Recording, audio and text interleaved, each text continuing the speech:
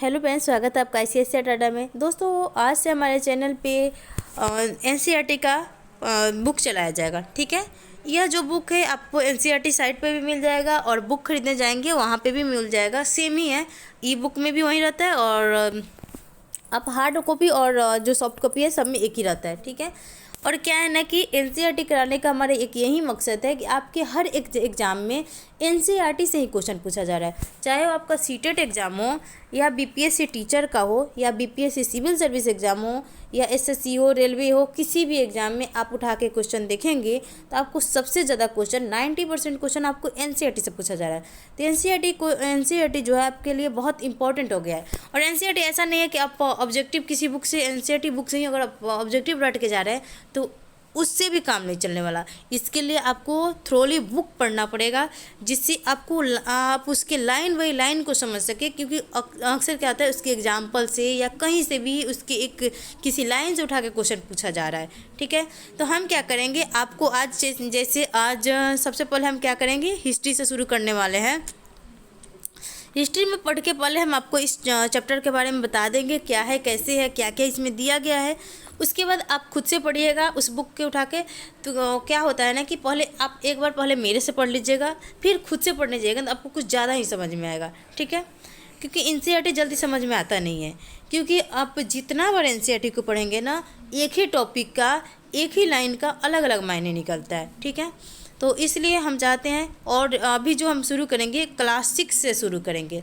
Class 6 से शुरू करने का ये मतलब है कि आपका बेसिक सही हो जाएगा और जो भी सीटेट वाले हैं उनके लिए सबसे ज़्यादा इंपॉर्टेंट रहेगा, क्योंकि जो बीएड किए हुए हैं और सीटेट के एग्ज़ाम देने जा रहे हैं तो उनसे 6 to 8 का, अगर एसएसटी से हैं तो 6 to 8 का हिस्ट्री, ज्योग्राफी और पॉलिटी पूछा जाता है।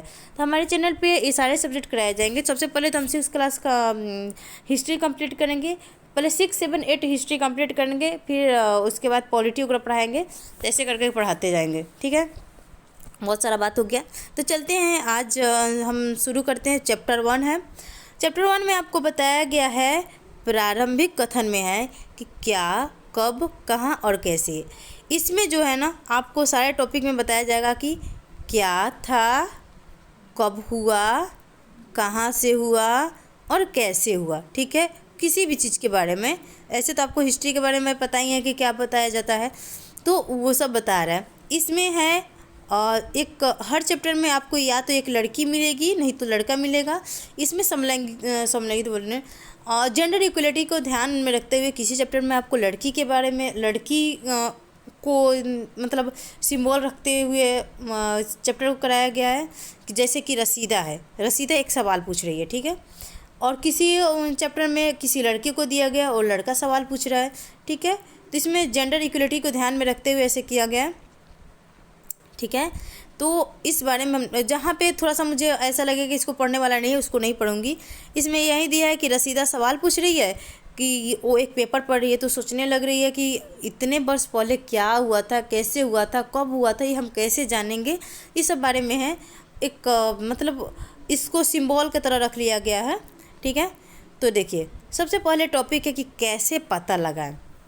देखिए जैसे मैं पढ़ूंगी ना, आप उस लाइन बाय लाइन को सुनिएगा। ठीक है, क्योंकि क्या है ना, अगर आप सीटेट के एग्ज़ाम दे रहे हैं ना तो आपसे इसके अंदर के लाइन से क्वेश्चन पूछ लिया जा रहा है, हूबहू लाइन उतार दिया जाता है और वहीं क्वेश्चन आपका बन जाता है। ठीक है, तो या आप किसी भी एग्ज़ाम के बारे में मतलब तैयारी कर रहे हैं तो वैसे ही पूछेगा। ठीक है, तो कैसे पता लगाएं। ठीक है, यह जानने के लिए कि कैसे मतलब किसी चीज़ के बारे में पता लगाने के लिए हम सबसे पहले क्या करते हैं, कल क्या हुआ था। तो आप रेडियो सुन सकते हैं, टेलीविज़न देख सकते हैं, फिर अखबार पढ़ सकते हैं।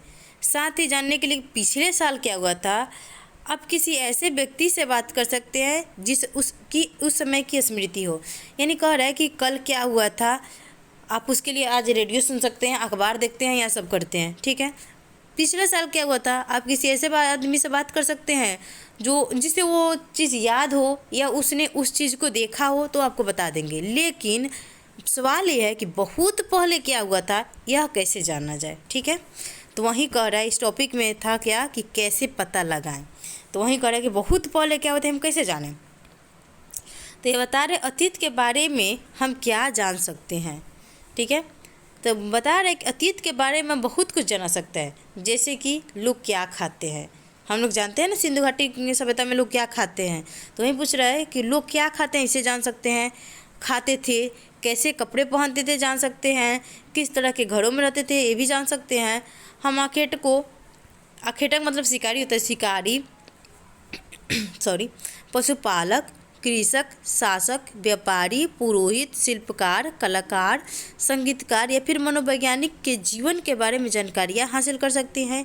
यही नहीं, हम यह भी पता कर सकते हैं कि उस समय बच्चे कौन से खेल खेलते थे, कौन सी कहानियाँ सुना करते थे, कौन से नाटक देखा करते थे, या कौन कौन से गीत गाया करते थे। इन सारी चीज़ों के बारे में हम जान सकते हैं अतीत के बारे में। ठीक है, अब आपके मन में क्वेश्चन उठ रहा होगा कि आखिर हम ये कैसे जान सकते हैं। तो इन सारे टॉपिक के बारे में ना आगे आप जैसे जैसे पढ़ते जाएंगे उस सारे बारे में बताया गया है। कैसे, तो आपको एक बता दे रही हूँ। जैसे इतिहासकार होते हैं और पुरातत्वविद होते हैं, तो उनके द्वारा क्या होता है ना, किसी चीज़ की खोज की जाती है, उन्हें चाह रहती है कि हर एक चीज़ के बारे में जाने, खुदाई करे। अगर कुछ एक छोटा सा मिट्टी का घड़ा भी मिला है तो उसके बारे में जाने, कब का है, उसका जो कार्बन डेटिंग होता है उसके द्वारा पता लगाएं कि कब का है, कैसे है। ऐसे कर करके पुरातत्वविद के द्वारा हमें इन सारी चीज़ों के बारे में जानकारी होती है, जो आपको आगे मिलेगी, इसके बारे में बताया गया है। ठीक है, अभी तो आपको क्वेश्चन किया जा रहा है, सिर्फ क्वेश्चन। ठीक है, तो इस पर ध्यान देंगे। लोग कहाँ रहते थे, क्वेश्चन ये है कि लोग कहाँ रहते थे। तो देखिए यहाँ पे दे रहे मानचित्र 1 पृष्ठ 2 में नर्मदा नदी का पता लगाओ। देखिए इसमें क्या है ना कि आपको एक यहाँ पे मैपिंग भी दिया है। मैप के द्वारा आप पढ़ेंगे तो आपको हर चीज़ के बारे में अच्छे से जानकारी होगी। तो नर्मदा नदी के बारे में बोला है, तो नर्मदा नदी जो है, एक मिनट,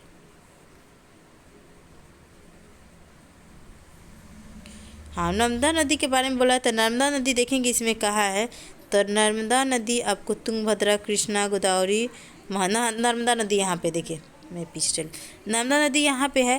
तो इसके बारे में अब आपको बता रहा है। ठीक है, नर्मदा नदी आप देख लिए, मैं बार बार मैप ला करके दिखाऊंगी नहीं, क्योंकि पढ़ने में भी थोड़ा सा दिक्कत हो रहा है ऊपर नीचे करने में।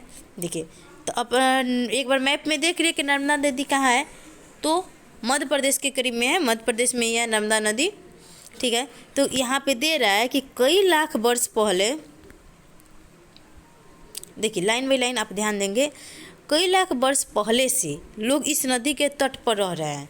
अक्सर क्या होता था ना, पहले चापाकल या इस सारी चीज़ों की सुविधा नहीं रहती थी, तो लोग क्या करते थे, नदी के तट पर बसते थे या उस जगह पर बसते थे जहाँ पे उन्हें पानी, रहने योग्य मतलब स्थान और खेती के लिए कुछ नॉर्मल सी जो होता है आसान मिट्टी वाले जगह मिल जाए, जिससे वो क्या करे, खेती कर सके। ठीक है, तो वहीं बता रहे हैं कि कई लाख वर्ष पहले से लोग इस नदी के तट पर रह रहे हैं।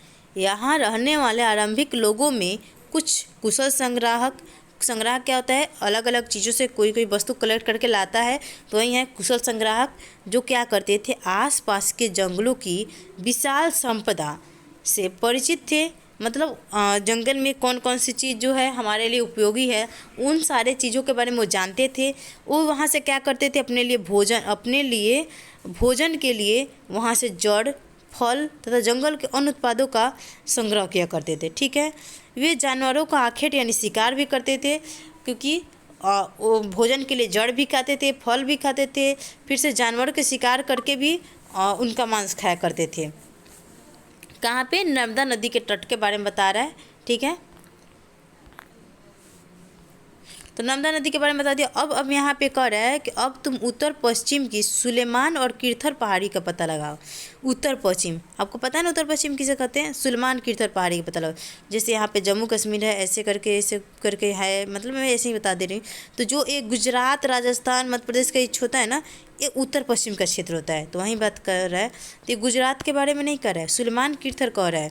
यानी ये जो सुलेमान किरथर अभी आपको अफगानिस्तान, पाकिस्तान में मिलेगा, तो यहाँ पे सुलेमान और किरथर है, इनके बारे में बता रहा है। तो आप एक बार यहाँ पे मैप में देख लीजिए कहाँ है, इंडिया के बाहर है सुलेमान और किरथर पहाड़ी।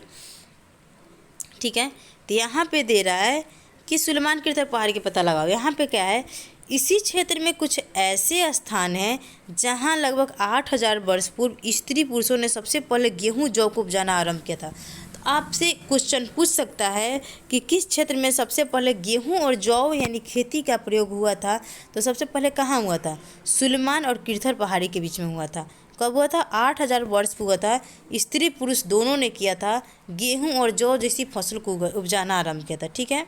उन्होंने भेड़ बकरी गाय बैल जैसे पशुओं को पालतू बनाना शुरू किया। ये लोग गांव में रहते थे। देखिए, ये जितने भी जानवर को आप देखे हैं जिनको पालतू बनाया गया था, ये एक मतलब मानव जाति के लिए एक साधारण से जानवर है, क्योंकि ये ज़्यादा हमें नुकसान भी नहीं पहुंचा सकते हैं और इनसे हमें खाने के लिए पीने के लिए मतलब जैसे दूध मिल जाता है, तो ये हमारे लिए आवश्यक है। बैल जो है, बैल खेत जोतने के लिए आवश्यक था। तो ऐसे ऐसे चीज़ों को मतलब पालतू बनाया गया जिससे मानव जाति को ना ही ज़्यादा नुकसान हो और ना ही मतलब उन्हें उनके लिए ज़्यादा खर्च करना पड़े। इन्हें आराम से घास खाते हैं तो अच्छा जगह से मिल जाएगा। तो ऐसे से जानवरों को मानव ने पालतू बनाना शुरू किया। तो ऐसे लोगों को क्या करते थे? ऐसे जानवरों को पालतू बनाते थे और गांव में रहते थे। ठीक है। फिर आपको यहाँ पे बोल रहा है कि उत्तर पूर्व में गारो और मध्य भारत में विंध्य पहाड़ियों का पता लगाओ। ठीक है। तो फिर मैप पे जाएंगे हम। उत्तर पूर्व बोला है तो गारो पहाड़ी आपको कहाँ पे? मेघालय में मिल जाएगी, इंडिया में ही है। और विंध्य पहाड़ी यहाँ पे कहाँ मिल जाएगी? यहाँ पे मिल जाएगी। ठीक है। तो इन दोनों के बारे में कह रहा है। अब देखिए इसके बारे में क्या कह रहा है। मैं जैसे जैसे पढ़ा रही हूँ, आप अब जब बुक निकालिएगा या मतलब अपने फ़ोन में डाउनलोड करिएगा तो एक बार फिर वैसे ही पढ़िएगा। ठीक है। तो यहाँ पे कह रहा है कि ये कुछ अन्य ऐसे क्षेत्र थे जहाँ कृषि का विकास हुआ। तो सबसे पहले तो आप देख लीजिए कि सुलेमान और किरथर पहाड़ी के बीच में हुआ था 8,000 वर्ष पूर्व। समय को भी याद करेंगे, कितने वर्ष पूर्व हुआ था? 8,000 वर्ष पूर्व हुआ था। और किस चीज़ को उगाया गया था? सबसे पहले देखेंगे तो गेहूँ और जौ को उगाया था। ठीक है। वैसे ही बता रहा है कि गारो और जो विंध्य पहाड़ी है वहाँ पर भी खेती का विकास होता है। ठीक है। और वहाँ पे कह रहा है जहाँ सबसे पहले चावल उपजाया गया वे स्थान विंध्य के उत्तर में स्थित है। यानी आप जो यहाँ पे विंध्य प्रदेश देखे हैं, विंध्य पहाड़ी, इसके उत्तर में क्या था? सबसे पहले चावल को उगाया गया था। सुलेमान किरथर पहाड़ी के बीच में तो आप देखे हैं कि सबसे पहले गेहूँ जौ को उगाया था, लेकिन चावल का प्रयोग सबसे पहले चावल की खेती हुई थी विंध्य पहाड़ी के नॉर्थ में, यानी विंध्य पहाड़ी के आसपास हुई थी। तो इसके बारे में दिया गया है। लाइन बाई लाइन कैसे ही देखते चलेंगे। नेक्स्ट है कि मानचित्र पर सिंधु तथा इसकी सहायक नदी का पता लगाने का प्रयास करें।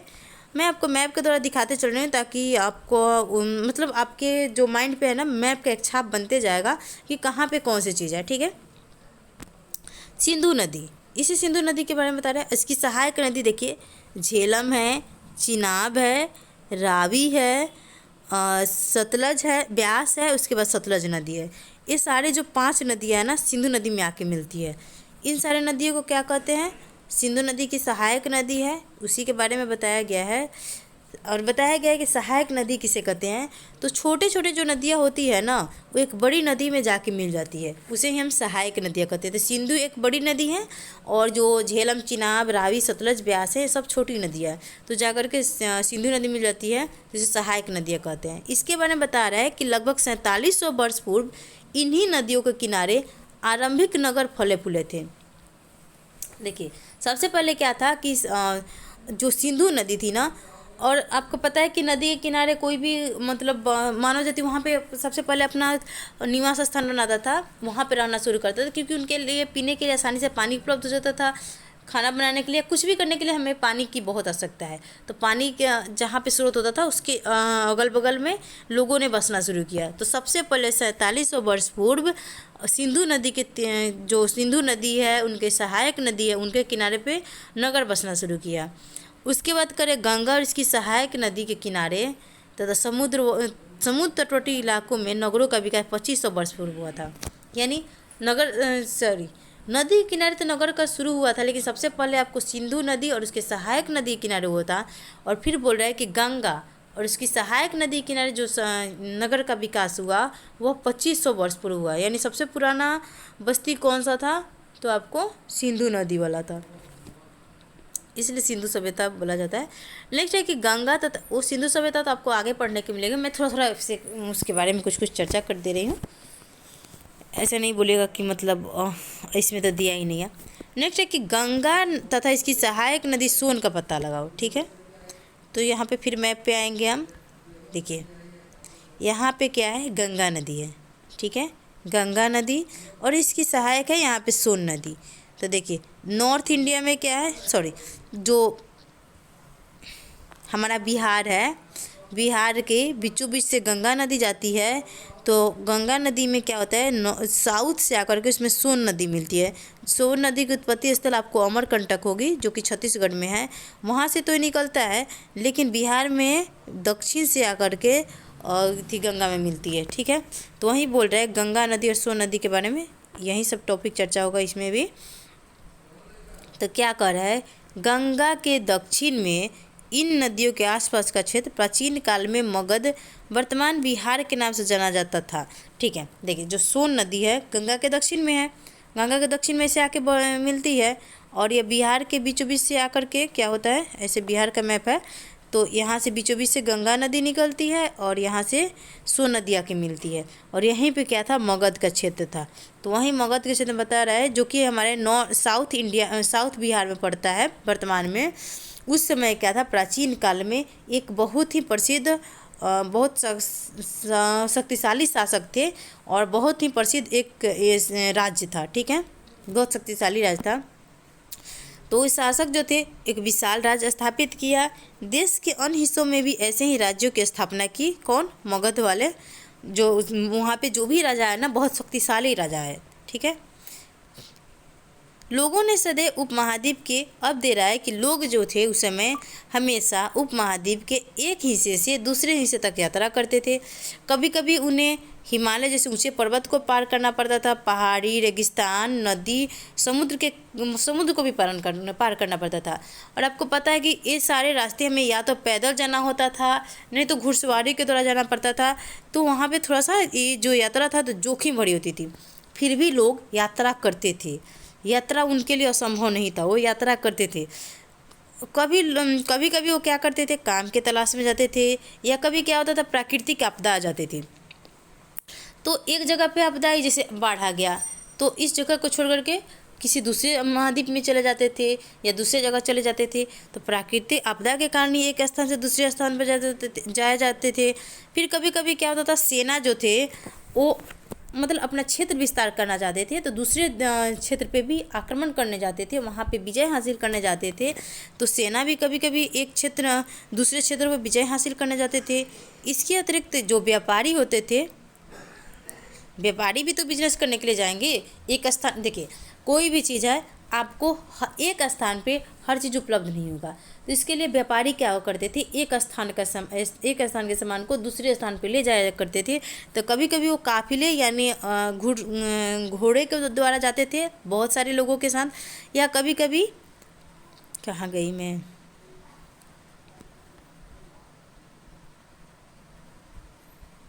सॉरी एक मिनट। इसके अतिरिक्त व्यापारी कभी काफिले में तो कभी जहाज़ों के साथ मूल्यवान वस्तुएं लेकर एक स्थान से दूसरे स्थान पर जाया करते थे। हाँ, व्यापारी जो होते थे या तो काफिले में जाते थे, काफिला किसका होता था, घोड़ा का होता था, जो बहुत सारे व्यापारी मिलकर एक साथ जाते थे। या वो कभी अगर उनको समुद्र पार करके जाना है तो नाव के द्वारा जाते थे। इससे भी एक महाद्वीप से दूसरे महाद्वीप लोग जाता था, तो सांस्कृतिक परंपराएं एक दूसरे से मिलती थी, मतलब वहाँ की कुछ यहाँ पे आती थी, आदान प्रदान होता था। तो इसी सब के बारे में बताया गया है। धार्मिक गुरु भी लोगों की शिक्षा और सलाह देने के लिए एक गांव से दूसरे गांव, एक कस्बे से दूसरे कस्बे जाया करते थे। और आज जो हम टूरिस्ट देखते हैं या डिस्कवरी देखते हैं, लोग डिस्कवर करते हैं, वैसे उस समय भी होता था। कुछ लोग क्या करते थे, नए और रोचक स्थानों की खोजने की चाह में उत्सुकतावश भी यात्रा करते थे। यानी कोई होता है जिन्हें हर कुछ खोजने की चाह रहती है, नए नए चीज़ देखने की चाह रहती है, तो वैसे उस समय भी था। तो लोग नए रोचक स्थानों को खोजने की चाह में एक महाद्वीप से दूसरे महाद्वीप में जाया करते थे। इन सभी यात्राओं से लोगों को एक दूसरे के विचारों को जानने का अवसर मिला। जाहिर सी बात है, अगर आप बिहार से दिल्ली में जाते हैं तो वहाँ पे भी, या बिहार से आप साउथ इंडिया में जाते हैं, नॉर्थ इंडिया से साउथ इंडिया में, तो आपका नॉर्थ इंडिया का हर कल्चर अलग है, साउथ इंडिया का कल्चर अलग है। लेकिन जब इधर से और उधर से दोनों का मेल होता है और एक दूसरे की जब मतलब आदान प्रदान होती है बातें या कल्चर आदान प्रदान होता है, तो हम लोग एक दूसरे के जानने का अवसर मिलता है। उनके यहाँ क्या होता है, कौन सी रीति रिवाज कैसे होता है, हमारे यहाँ कैसे रीति रिवाज होता है, तो हम एक दूसरे को बहुत इंटरेस्टिंग मतलब बहुत ही रोचक तरीके से देखते हैं और जानने के करते हैं। ऐसे ही उस समय भी हुआ। ठीक है, नेक्स्ट है कि आज लोग यात्राएं क्यों करते हैं, यहाँ पे टॉपिक है। तो एक बार मानचित्र 1 को देखो मानचित्र 1 इसलिए बोल रहा है ना कि फिर से हमें दिखाना चाह रहा है पहाड़ी, पर्वत, समुद्र, उपमहाद्वीप के प्राकृतिक सीमा का निर्माण करते हैं। एक बार मैं आपको दिखा ही दे रही हूँ। देखिए हमारा इंडिया है, यहाँ पे ये इंडिया है, ऊपर से भी है, थोड़ा सा कट गया है, अपने वीडियो में काट दी। देखिए यहाँ पे सिंधु नदी है। ठीक है, ये सारी नदियाँ है, ये सीमा बना रही है। ये जो पहाड़ है ये सीमा बना रहा है, ऊपर से हिमालय पर्वत आपको सीमा बनाएगा। ठीक है, इधर आने पे आपको बंगाल की खाड़ी सीमा बना रही है। ठीक है, नीचे जाएंगे तो आपको हिंद महासागर सीमा बनाएगा। इधर आएंगे साउथ जो वेस्ट में आएंगे तो आपको अरब सागर सीमा बनाएगा। तो वहीं इसी के बारे में बोल रहा है कि जो हमारा देश है कि सॉरी कहाँ चली गई मैं, हाँ, आज के लोग यात्रा करते हैं। तो ये जो है पहाड़, पर्वत और समुद्र इस उपमहाद्वीप की प्राकृतिक सीमा का निर्माण करते हैं। ये नेचुरल तरीक़ा से है। ठीक है, उसका निर्माण होता है। हालांकि लोगों के लिए इन सीमाओं को पार करना आसान नहीं था। जाहिर सी बात है, उस समय हमारे पास यातायात की सुविधा नहीं थी। हमें पैदल जाना होता था, नहीं तो घोड़े के द्वारा जाया जाता था। तो इतना आसान नहीं था जैसे अभी हम कर लेते हैं। तो वही बता रहा है कि इन सीमाओं को पार करना आसान नहीं था। जिन्होंने ऐसा चाहा, जिसके अंदर एक हौसला हुआ, उन्होंने ऐसा कर सके। पर्वत को ऊंचाई को छू सके, गहरे समुद्र को पार कर सके। उपमहाद्वीप के बाहर से भी कुछ लोग यहाँ पे आए और यहीं बस गए। कुछ लोग उधर से आए, इधर से गए। ठीक है, लोगों के इस आवागमन ने हमारी सांस्कृतिक परंपराओं को सिद्ध किया। यहाँ से कुछ वहाँ गया, कुछ परंपरा वहाँ से यहाँ गया। इससे क्या होगा, हमारी सांस्कृतिक परंपरा जो हुआ वो और ही अच्छा समृद्ध हुआ और अच्छा विकसित हुआ। ठीक है, कई सौ वर्षों से लोग पत्थर को तराशने, संगीत रचने, यहाँ तक कि भोजन बनाने के नए तरीक़ों के बारे में एक दूसरे के विचारों को अपनाते रहे हैं। बहुत पहले से ही पत्थर तराशने मतलब कासीगरी जो होती है उसके बारे में, या गाना लिखने, या मतलब हर कुछ के बारे में, एक दूसरे के बारे में लोग विचार को अपनाते रहते हैं, जानते रहते हैं। तो वहीं बोल रहा है कि क्यों, मतलब यहाँ पे टॉपिक था आज लोग यात्राएं क्यों करते हैं, तो वहीं बता रहा है। ठीक है, नेक्स्ट है कि हमारे देश के नाम के बारे में बोल रहा है कि इंडिया क्यों पड़ा। तो देश के नाम को बोल रहा है, तो अपने देश के लिए हम इंडिया तथा भारत जैसे नामों का प्रयोग करते हैं, जैसे कि आप लोगों को पता है। लेकिन सवाल है कि इंडिया शब्द की उत्पत्ति हुई कैसे। तो इंडिया शब्द जो है ना, ये इंडस से निकला है। इंडस, आखिर ये इंडस क्या है, तो इंडस को हम संस्कृत में सिंधु कहते हैं। ठीक है, मतलब इंडस को संस्कृत में सिंधु कहा जाता है। अगर आपके पास एटलस का बुक होगा तो आप एटलस के बुक में देखेंगे तो ईरान और यूनान का देश दिखेगा आपको। इस ईरान और यूनानी ने भारत पर लगभग 2500 वर्ष पहले उत्तर पश्चिम की ओर से आने वाले, मैंने जो ईरान और यूनान जो है इंडिया के यानी हमारे एशिया के उत्तर पश्चिम में है, उत्तर पश्चिम से आए हमारे तरफ। ठीक है, तो ये ईरानी और यूनानियों ने जो भी सिंधु नदी है सिंधु नदी है उनको हिंदोस कहा अथवा इंडोस। और इस नदी के जो पूर्व में स्थित भूमि प्रदेश था, जैसे सिंधु नदी के पूर्व में कौन था, पंजाब था, हरियाणा था, तो इन सारे जगहों को क्या कहने लगा, इंडिया कहने लगा। कौन, ईरान और यूनान जो थे वो। और कहाँ से हैं, तो अगर हम एशिया के बात करें और यूरोप में पड़ता है ये, नहीं, ईरान और यूनान ये भी एशिया में पड़ता है। तो ये कहाँ है, उत्तर पूर्व में आते हैं, उत्तर पश्चिम में आते हैं ईरान और यूनान। तो वहाँ से ये लोग आए, तो हमारे सिंधु नदी के क्षेत्र को क्या बोले, इंडस बोले सिंधु नदी को। और इसके जो पूर्व में प्रदेश थे उन्हें इंडिया बोला। ठीक है, तो इंडिया तो यहाँ से उत्पन्न हुई। लेकिन जो भारत नाम है ना, इसका प्रयोग उत्तर पश्चिम में रहने वाले लोगों के एक समूह के लिए किया जाता था। वहीं उत्तर पश्चिम जो पंजाब हरियाणा के लोग हैं उनके लिए किया जाता है। इस समूह का उल्लेख आप संस्कृत की आरंभिक जो वेद है ऋग्वेद, उसमें भी मिलता है किसका, भरत नाम का प्रयोग, जो 3500 वर्ष पुराना है। ऐसे ही करते करते धीरे धीरे लोगों की चेंजिंग हुई, मतलब समय बदलते गया, धीरे धीरे और विस्तार होते गया। उसके बाद लोगों ने इसका बाद में नाम इंडिया का, हमारे देश में ये प्रयोग होने लगा, इंडिया और भारत, ठीक है। उसके बाद हमारे देश का नाम भारत पड़ गया। अब दे रहा है कि अतीत के बारे में हम कैसे जानें, ठीक है।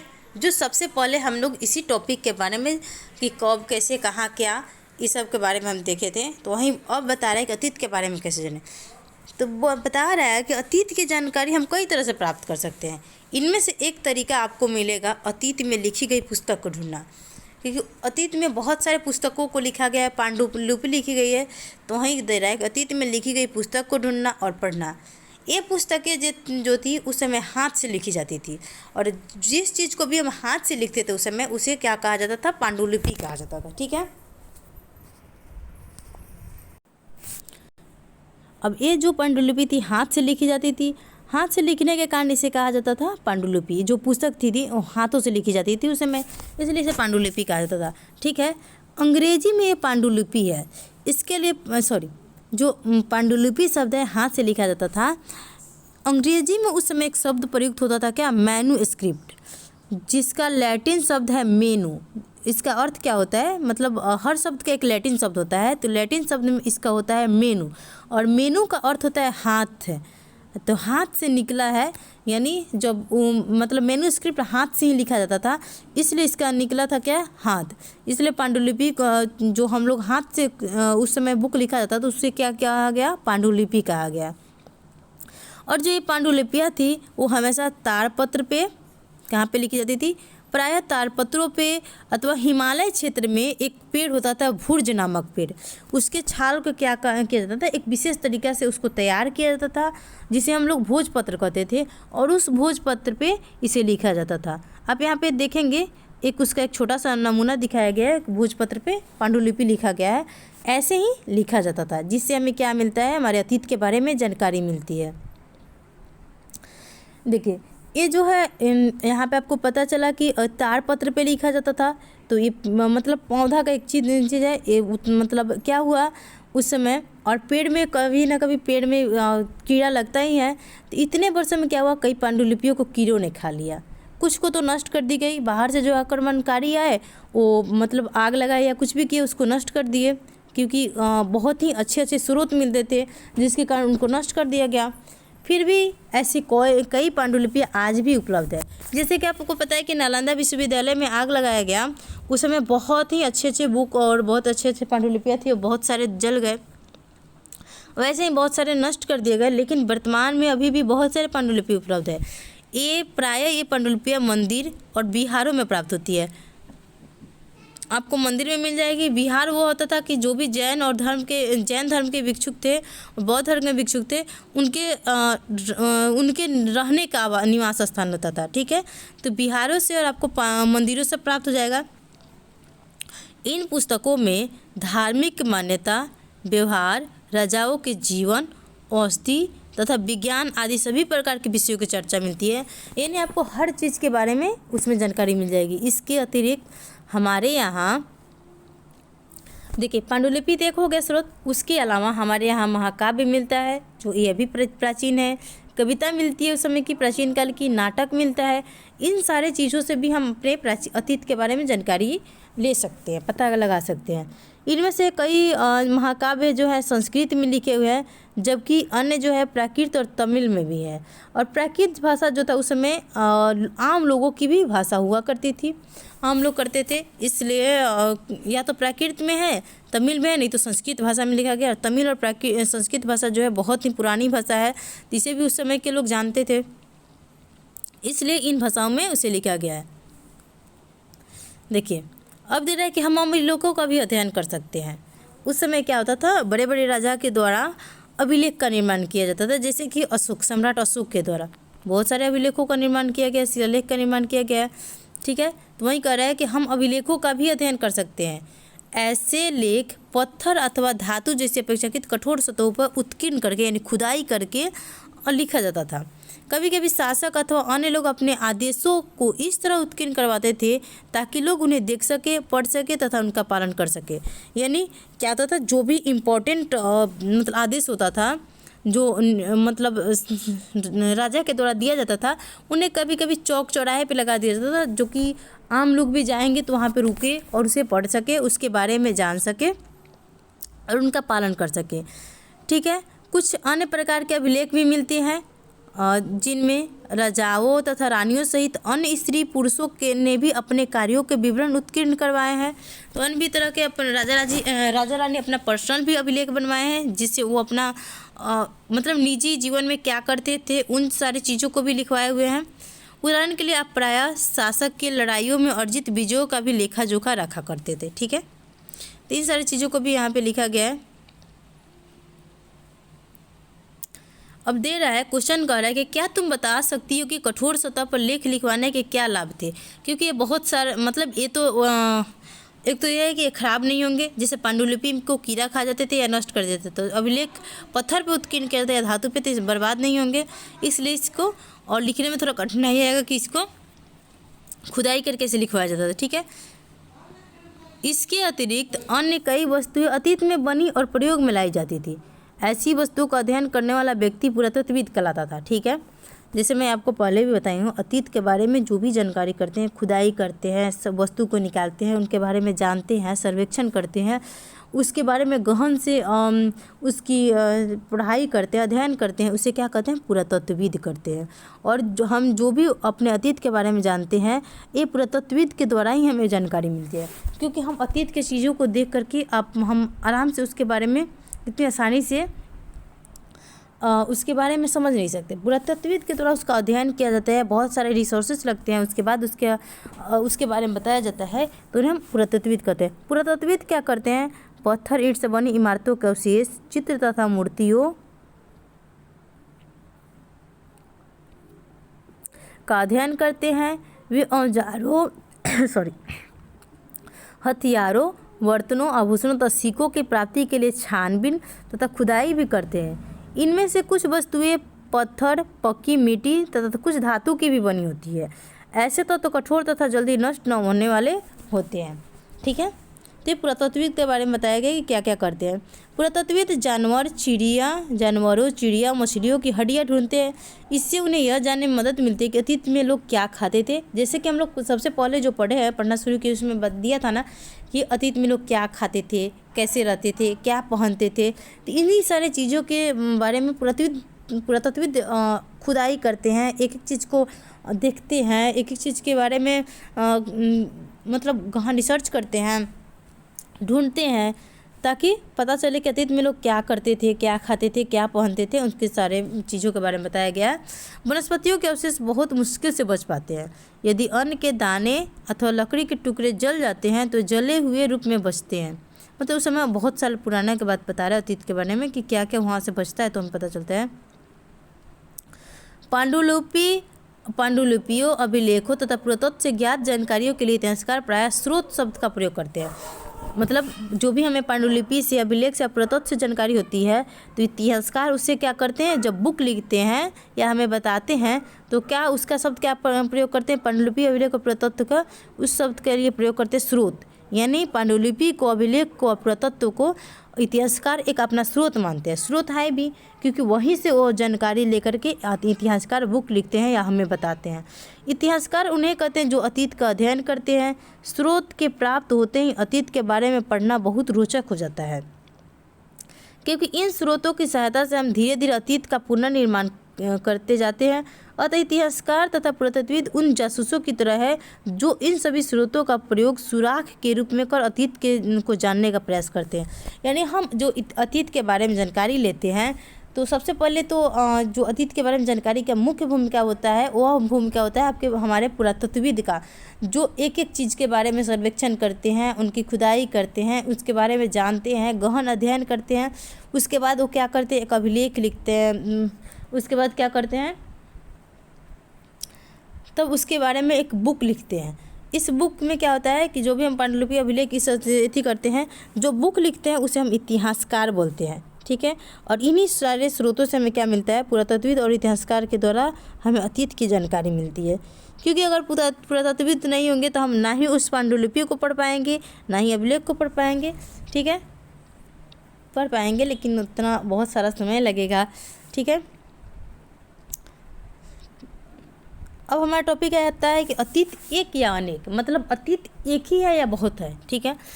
तो यहाँ पे है कि क्या आपने इस शीर्षक के इस पुस्तक का शीर्षक क्या था हमारा अतीत, ठीक है। इस पर ध्यान दिया है।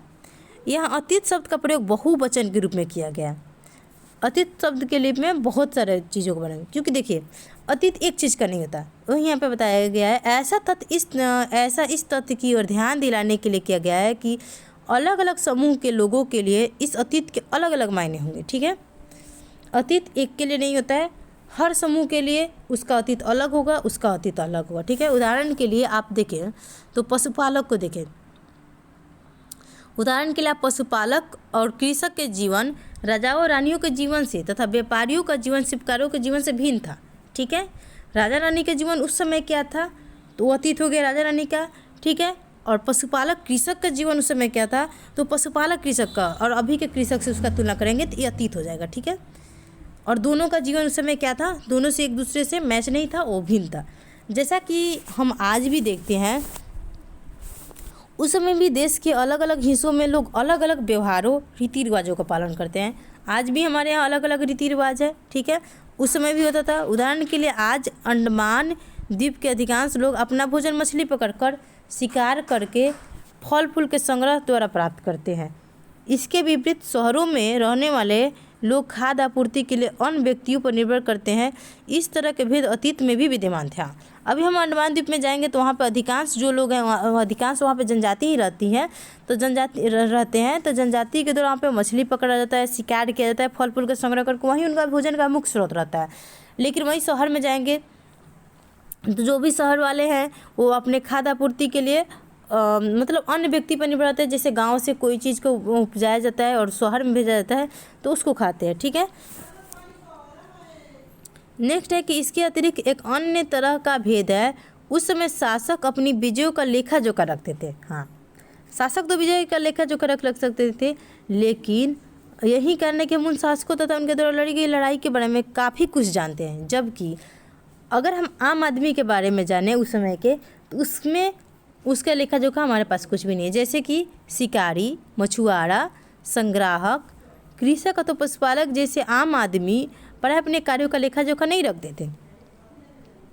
तो हम क्या करते हैं, पुरातत्व की सहायता से हम उनके जीवन को जानने में मदद मिलता है, क्योंकि पुरातत्व को उनके चीज़ों को मिलती है। जैसे शिकारी से कुछ और चीज़ मिलेगा, उनके शिकार का हथियार मिलेगा, अगर शिकार किए हुए हैं तो जानवर का अवशेष मिलेगा, मछुआरा से मछली मिलेगा, ऐसे ही कृषक से आपको खेती का साक्ष्य मिलेगा। तो पुरातत्व की सहायता से हम उनके जीवन के बारे में जानते हैं। राजा जो होते थे वो अपना अभिलेख बनवाते थे।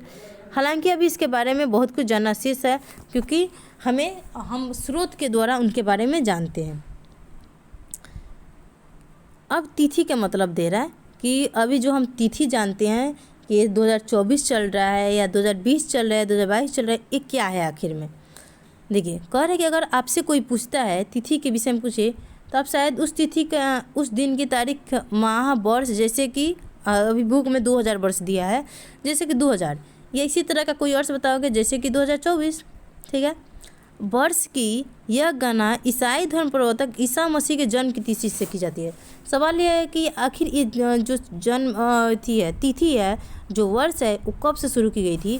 तो वर्ष की शुरुआत ईसा मसीह के ईसाई धर्म के प्रवर्तक थे ईसा मसीह, उनके जन्म के तिथि से की जाती है।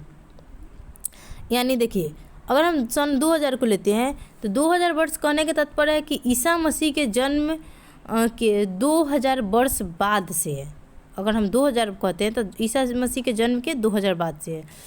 ऐसे ही करें, ईसा मसीह के जन्म के पूर्व के सभी तिथियाँ ईसा पूर्व लिखा जाता है, ईसा से पहले के रूप में जाती थी।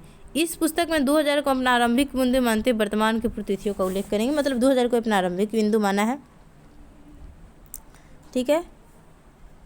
अब इसमें दे रहा है इतिहास और तिथियाँ दे रहा है, वहीं जो ईसा पूर्व और ईस्वी है तो इसमें बताया गया है कि ईसा पूर्व को हम इंग्लिश में सॉरी क्या हो जा रहा है गला में देखिए, ईसा पूर्व को हम इंग्लिश में BC लिखते हैं, यानी बिफोर क्राइस्ट, और हिंदी में इसको क्या लिखते हैं, ई और पू लिखते हैं। इसका तात्पर्य क्या होता है, बिफोर क्राइस्ट यानी ईसा पूर्व। वैसे ही हम ईस्वी को AD लिखते हैं, यानी एनो डेमनी। आपको पूछ सकता है कि इसका फुल फॉर्म क्या होता है, तो ईसा मसीह के जन्म के वर्ष एनो डेमनी होता है।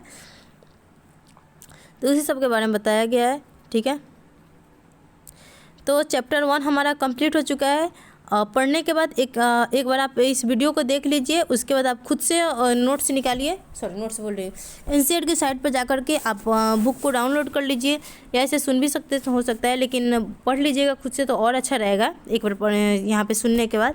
उसके बाद उसमें जो भी क्वेश्चन दिया गया, क्वेश्चन को बनाने की कोशिश करें, इससे आपको ऐसे ये कंप्लीट मतलब क्लियर हो जाएगा कि आप जो पढ़े हैं वो आपको याद है, और उससे संबंधित क्वेश्चन नीचे पूछा गया है तो आप उसको कर पाने में सक्षम है कि नहीं है, ठीक है। तो मिलते हैं नेक्स्ट वीडियो में। इसके बाद हमारा चैप्टर 2 आएगा, हिस्ट्री से ही संबंधित। ज़्यादा से ज़्यादा चैनल को लाइक, सब्सक्राइब और शेयर ज़रूर करें। अगर आपको वीडियो अच्छा लगा हो तो कमेंट करें।